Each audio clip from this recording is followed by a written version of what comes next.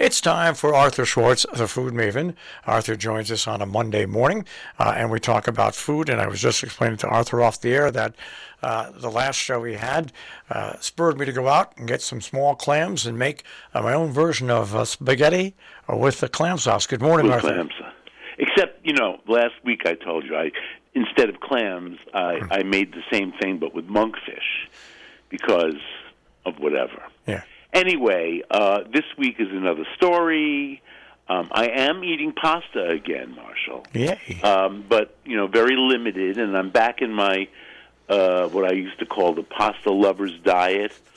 I've added some carbohydrates to my diet, like I'm allowing myself 2 slices of whole grain bread. It's very high fiber bread. Good.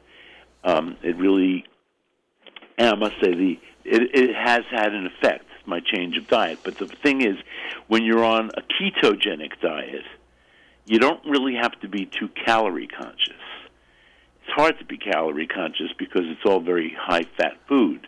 However, when you're on a more balanced diet, which is what I'm aiming for, although after a couple of years now of not eating a lot of carbohydrates, I know how to have a nice meal without them. But I've included it, and I think I feel better. And let me just say, carbs are calming. And in this day and age, and today especially, and yesterday also, we need to be calmed down a bit because of the many, many horrible things going on in the world. So I buried my nose in cookbooks. This started with Bob Harned wanting me to make a real old-fashioned banana bread that instead of the banana cake I've been lately making when we have overripe bananas. So I looked in the likely sources for me of my old cookbook writer friends, pulled them off the shelf. They were stacked up on the kitchen table because I was perusing them all. And he said, why don't you just go on the Internet? I said, well, I could, and I'm certain I will find what you're looking for. But I thought I would ask my old friends. Richard Sachs, who's long gone, died very young. I looked at his book, Home Desserts. I looked at the books of my friend Carol Walter, my baking teacher / guru over the many years. Whenever I've needed some baking advice, I always turn to Carol. And she's still around, thank God. And let's see. I had a bunch of books on the table. And I'm thinking, I so much more enjoy. I could go online. I so much more enjoy going through the books, especially if they were old friends. And eventually I got to my own book, Cooking in a Small Kitchen, my very first cookbook, published in 1979. So I was, how old was I? I was very young. I was young. When you get old, you start remembering all these things, and one thing leads to another.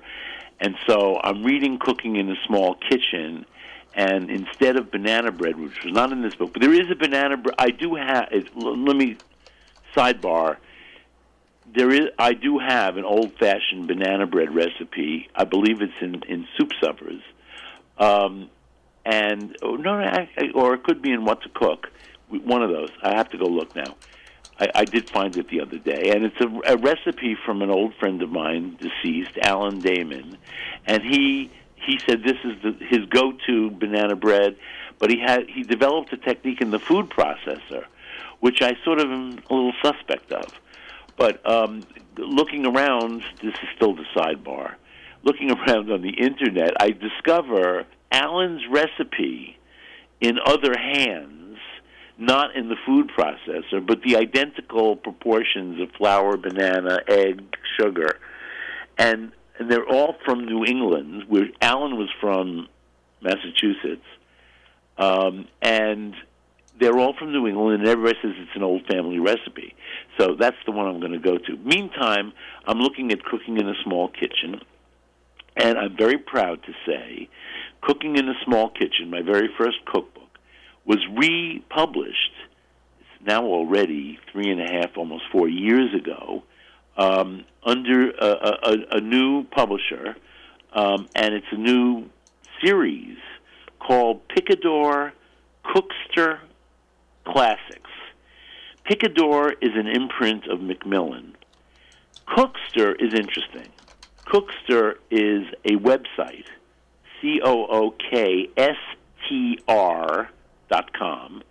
It's still there. I went to it yesterday, and I got lost in Cookster, I got to say, because Cookster is a collection of cookbook recipes by cookbook writers, not usually, in fact, chefs, but these days often chefs, that the editors at Cookster deem to be very reliable.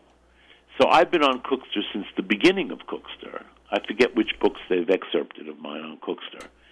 But then they went into the publishing business with Picador, the imprint of Macmillan. Macmillan bought Cookster. So if you go to Cookster.com, you're going to a Macmillan, I don't know, do we say auxiliary or whatever? This cookbook series, the Classics series, initially had 3 books. Mine, Cooking in a Small Kitchen. The only thing different about the books, because they're photocopies of the original books, they are absolutely identical to the typo of the original books. For instance, I found in one of them that the abbreviation for tablespoon, TBSP, is sometimes typographically incorrect as DSP, but I can tell they mean tablespoon. Anyway, they're photocopies, but they're a little smaller than the original. The type isn't smaller, but the margins are smaller, so the page is smaller. And they have new covers and new introductions, or forwards, I should say. They're not introductions. My forward in Cooking in a Small Kitchen was done by Lydia Bastianich. Lydia, the queen of Italian TV cooking and restaurants. She's got several, maybe now many restaurants. But Lydia and I go way back to literally the beginnings of our career, where she had a tiny, tiny restaurant on Queens Boulevard in Queens. And and my sister, who just got married, so we can date it to that, moved into an apartment around the corner from her restaurant, and we frequented her restaurant. So as she says, I know her son, who's Joe Bastian, and she's pretty famous himself these days, that I know Joe since he was in a stroller behind the bar. Anyway, she wrote the foreword to this book. The other 2 books, one is written by a woman I know extremely well. I'm pretty sure she just passed away. Irena Chalmers. Irena, not Irena, but Irena Chalmers is credited as being the publisher and author of more cookbooks than anybody ever. She did have her own little imprint. Now you may in somewhere in the recesses of your house have some of Irena's cookbooks. She pioneered what we call the single subject cookbook, and she wrote over 100 of them. She did a lot of other things, including writing this cookbook called The Confident Cook. Now, I wasn't even aware of this, even though Irena was my friend. I wasn't even aware of this book until Cookster Picador brought it out in a new edition, and I'm impressed, Irena. This is, if you need a basic cookbook, a basic old-fashioned, I should say a basic cookbook with classic recipes, French and international in general, and basic and American. You could do a lot worse than The Confident Cook by Irena Chalmers. Take a look. These books, by the way, are still available through Amazon, I noticed this morning, and they're under $10 each at this point. Or maybe the hardcover is $12 and the Kindle edition costs nothing. So the third book, by the way, I did cook something from my own book in the course of looking for banana bread. I decided instead to make a sour cream coffee cake because I had a lot of sour cream to use up. And I had the chocolate chips. I had everything in the house. So I made it. And following my own instructions, this cake does not hold together well until it is at least 6 or 8 hours old. So it took everything for us to keep our hands off of it. For that, we actually left the house so that we wouldn't attack it. But I did try cutting it when it had just cooled down to room temperature, and sure enough, that was not the moment to slice it. And the next day, we did that night eat some, but the next day it was even better. So if you want to make the chocolate chip sour cream coffee cake, you might have a copy of Cooking in a Small Kitchen. Follow my directions and don't eat the cake until the next day. Making it a very good cake, by the way, to bring somewhere. Anyway, the third book is called Indian Cookery. It's written by Samin Rushdie, who is the sister of Salman Rushdie, who we all remember, the novelist who what do you call it when they want to kill you in the Muslim world? Fatma? Is that what it's called? Anyway, he had one on his head. I think so. Yes, Salman. So Salman is the person who wrote the new foreword to Samin Rushdie's Indian Cookery, as well he should. And he says in it, this is really the home cooking that I grew up with. And I know that Cookster Picador picked these books because we all have real serious home cooking in our books. And I immediately found, I'm always looking to get a little Indian in my repertoire, a little Chinese in my repertoire. I now make Thai basil beef all the time. That's in my regular rotation. Anyway, this book had many recipes that I am going to attempt. And the only ingredient that I don't have in the house, interesting because I've been looking for it, is coriander seed. Now, there's ground coriander everywhere, no problem. But I wanted to get some whole coriander seed. I have no problem grinding my own spices, and I do think that these seeds are more fragrant and taste better when they're a little bit toasty.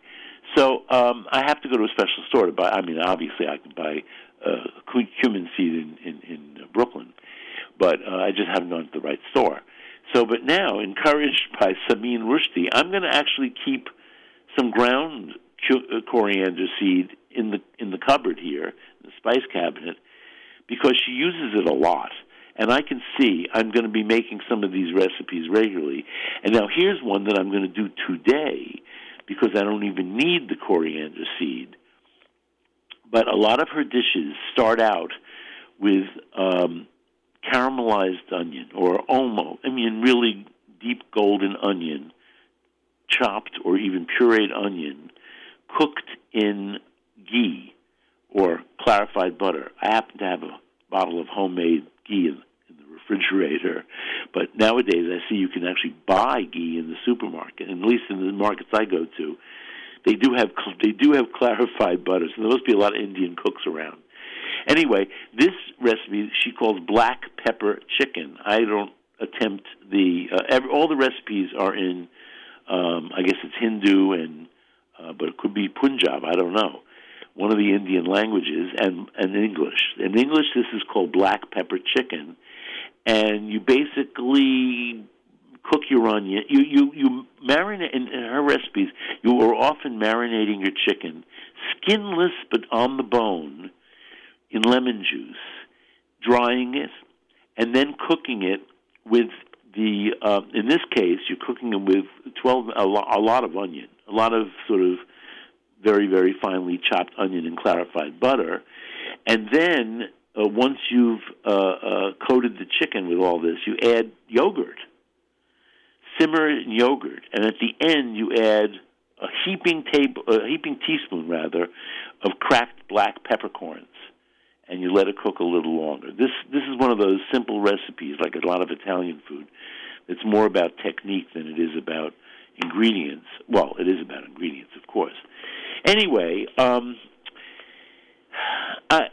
really into these cookbooks, and it's like visiting old friends. I mean, I don't know Samin Rushdie, but she talks to you like your Indian sister would.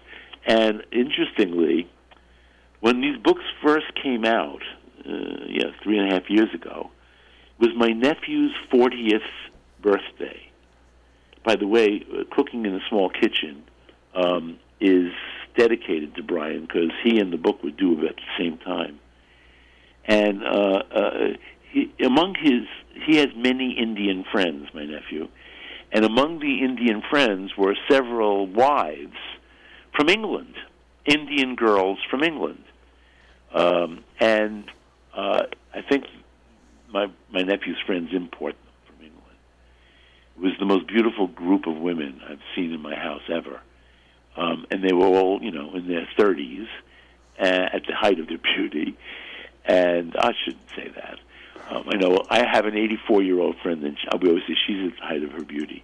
Anyway, it was interesting. All these women who grew up in England knew about Samin Rushdie's book. Samin, and this was only published in 1988. All these young women were, they were single digit, but they were around when apparently their Indian English mothers loved this book. So I think 1988, the Indian population of England itself, middle-class Indian population, might not have been that great. I should do a little homework on this. But obviously, in 1988, this was a big deal to young Indian women who wanted to cook Indian because it was all with English measurements in the Queen's English. Even the words, color is COLOUR. And what's lovely about this book, besides there's so many doable recipes for somebody who doesn't do Indian. In fact, I just opened randomly to any page, and I immediately came to a recipe I unquestionably am going to make because it's lentils. And in my segueing into my new, more or less Mediterranean diet from not eating any carbohydrates, lentils are high on my list of big deal carbs, as are chickpeas. Anyway, reading all these old cookbooks, and those are not the only three that I've been perusing, I realize how ingredients have changed. Now, my book was written 40 years ago, more than 40 years ago, and I call for cans of 7-ounce cans of tuna fish. I think tuna is it down to 5 ounces or 5.5 ounces? So that's a significant difference, especially if a recipe calls for 2 cans of tuna and there were 7-ounce cans, and now it's going to be 10 ounces instead of 14 ounces. That's the difference.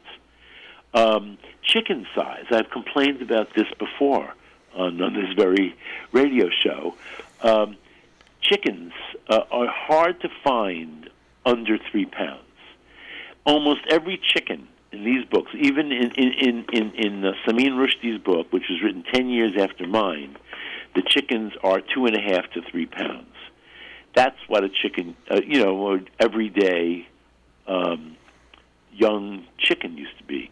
Now I've been reading a lot about chicken lately because this is your subject, Marshall. Did you grow up on a chicken farm? Or yes. Had a chicken farm? By the time I grew up, it was rapidly ending. But yes, I did grow up on a chicken farm, and the horrors still wake me up at night as a young kid. Well, I must say that I toured the Delmarva Peninsula. I have to call them chicken factories, way, way back when Delmarva was really, and Purdue were really gearing up. And I was horrified back then. And then supposedly the whole industry changed. Free range, free roaming, cage-free, all these terms are used. But I just read, it's no less horrifying now than it was then. And one of the horrifying aspects of chicken production is that chickens grow unnaturally fast. Apparently, they go from like chick to 4 pounds in weeks.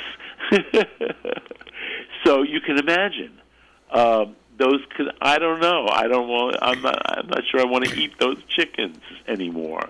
And there was a period, I got to say, just a few years ago, where I was totally off of chicken after doing other chicken research. But I am going to eat chicken, and I can find good chicken. And it's like when people tell me they're vegan because of the way the animals are treated, that's not a reason, because I know goats treated better than young people.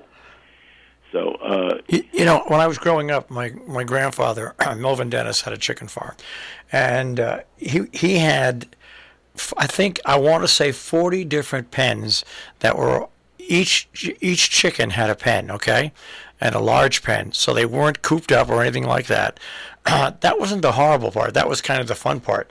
The horrible part was the processing of the chickens. I mean, as a young kid. Well, I know, but that's a natural thing. I know. I mean, I didn't grow up on a farm, but I worked on a farm as a teenager, and we, my farmer would trade dairy products. He was a dairy farmer for chickens with the neighbor, and I saw him slaughter chickens.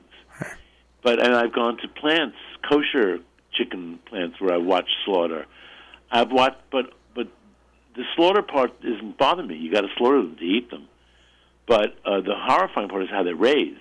I mean, the eggs are hatched in drawers, literally, and the chicks spend their first, I don't know how many hours, days, in a drawer. They're crowded into, well, I don't need to go into all that. I don't want to lose your appetite. I don't buy those chickens if I can help it. But the thing you have to understand with the new chickens is they're really, really tender. And if you go back to the old chickens, they're not going to be that. They're going to have flavor, but they're not going to be so tender.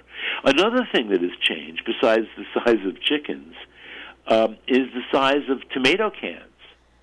So this came up just the other day, before I even was spending my hours reading old cookbooks. There's a woman, she's not really a friend, I'm an acquaintance, but I'm a big admirer of hers. Her name is Irena Demayne. Irena, Demane. You'll find her online. She's on Facebook, and she's got a website. She calls herself an improvisational Southern Italian cook, and that's how I met her. When she wrote her first cookbook, she came on my radio program, and we talked. We bonded over Southern Italian. But unlike me, who is almost stupidly slavish to traditional recipes, Irena is an artist, and she can't draw within the lines. So she goes outside the lines. And I saw a recipe of hers. I don't know, maybe she mentioned it on Facebook, and I looked it up. And I made it, by the way, a sensational recipe, even though I made a few little changes. But it calls for, I don't want to lose my track here, it calls for a 35-ounce can of tomatoes. And I keep meaning to write to Irena and say, I think that you must have devised this recipe a long time ago, because there are no more 35-ounce cans of tomatoes. So I verified this with my friend Kathy Coluccio, who is one of the siblings who own and run Coluccio, my Italian market, and they're wholesalers. So, and they import tomatoes in all different can sizes, but not 35 ounce. And Kathy said, no, we haven't done that in many years. I think if you find a 35-ounce can of tomatoes on a shelf, you can be almost certain that it's been sitting on that shelf for quite a long time. And the fact is, even canned tomatoes do not last forever. Look at the bottom of the can and see if you can figure out, because on the bottom of the can there's always the date of canning, but it's sometimes in code that you can't really make out if you're just a normal person. Anyway, almost all tomatoes, canned tomatoes, certainly from Italy, are in 28-ounce cans. So that means I was short 7 ounces of tomato from her recipe from Erica's recipe, and I couldn't decide at first. Should I just add more tomatoes to make up for the 7 ounces, or should I just leave it at my 28-ounce can of tomatoes? I left it at the normal 28-ounce can of tomatoes. And by the way, in this recipe, this was telltale. Erica also points out that if sometimes these tomatoes are very watery and you don't want to use all that liquid in this ragu that she's outlining. And I remember, if you look at my Naples at Table, at the time I wrote that in the mid-'90s, canned tomatoes in the U.S., even the ones imported from Italy, came in tomato juice, not in tomato puree. So I very often tell you in that cookbook, Naples at Table, to drain the tomatoes. These days I would never drain a can of tomatoes. Not only that, but I rinse out the can with a little water to get every last drop of that tomato puree off the sides of the can. And I use a rubber spatula to clean it out. No. So, things change. And I'm looking at books that were written even 20 years ago and things have changed. And when you're looking at old cookbooks, they may be old friends, but... And also, I've changed my cooking. I make a lot of the things in cooking in a small kitchen. I still make a lot of those things, but I make them a little differently. Even a cake, for instance, I mix cakes a lot better than I used to. I'm very thorough about creaming butter and sugar, adding eggs one at a time, and beating them in thoroughly. And these are instructions that I didn't necessarily put into every baking recipe back in 1978 when I was a boy. It's a long time ago, yeah. Yeah. 78, well, I was 31. By me now, that's a boy. A kid. Well, anyway, I was always of this belief, and it includes me, that most guys don't really grow up until their late 20s. I still haven't grown up. Well, lucky you. Lucky you. Anyway, there was one of my old friends' cookbooks. I ran across this one. Susan Weiler. Susan Weiler was the food editor of Food and Wine magazine in the heyday of Food and Wine magazine. I don't even know if Food and Wine magazine publishes anymore. It used to be owned by American Express and a vehicle of American Express, so maybe it still does. Anyway, Susan Weiler has a recipe. And Susan moved from Manhattan to, I think it's northwest Pennsylvania, and bought this country house and started cooking like a country woman, even though she was a hugely sophisticated, cosmopolitan New York City editor. And one of the recipes in this homey book from her country house is a recipe that Joan Hamburg, my former radio wife, Joan and I broadcast together for 20 years, so I always call her my radio wife. Joan Hamburg still talks about and still makes, I think. And I have to just say, it's a nothing recipe, but again, a nothing recipe. To make a hash, you saute onions, you saute some parboiled potatoes, everything cut into small pieces, and then at the last minute, you throw in some shredded up leftover chicken or turkey, toss that around, heat it through, and then pour barbecue sauce over the whole thing. That's it. Now, you could make your own barbecue sauce and make more out of this than necessary, but I guarantee you, Joan Hamburg, who roasts a turkey almost every week and uses this recipe a lot for the leftovers, is not making her own barbecue sauce. But, there's an unbelievable number of barbecue sauces on the market these days, and I'm supposing some of them are good. It's not something I buy. The last time I bought some was only a few months ago. I bought a sugar-free barbecue sauce, and it was so gross I poured it down the drain. So, that's it. All right.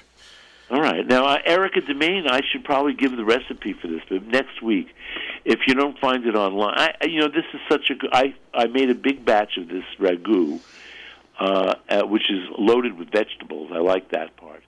And I froze half of it. So next week, it'll be like new. I'll give the recipe. You can look online. It's Erica Demayne ragu, and it's got I don't even know. It's more than she's got more than one ragu. All right. All right. Anyway, Erica Demayne. She's got great recipes. All right. Have a good week, Arthur. You too. All right. Everybody take care. Take care. Stay safe. All right. And calm. Yes, please. Calm. Arthur Schwartz, the Food Maven, here on Robin Hood Radio. You can find him also at robinhoodradio.com. Arthur Schwartz, the Food Maven. Underwriting support for Arthur Schwartz, the Food Maven, Hillsdale Home Chef. More information, 518-325-7000, hgshomechef.com.